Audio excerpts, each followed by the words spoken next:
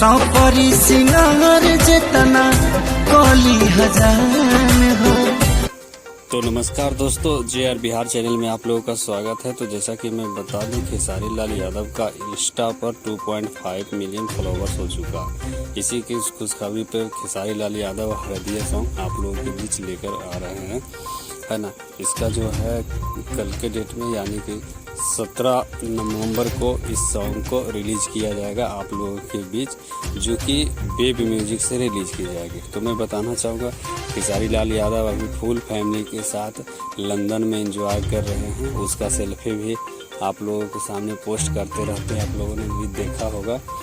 तो कल का जो सॉन्ग आता है उसको आप लोग सुनिए और प्यार आशीर्वाद दीजिए, जैसे कि आपने बोल रहा था बोल फिल्म का सॉन्ग को आप लोगों ने दिया था। मिलियन व्यू देकर भाई के ऊपर प्यार बनाए।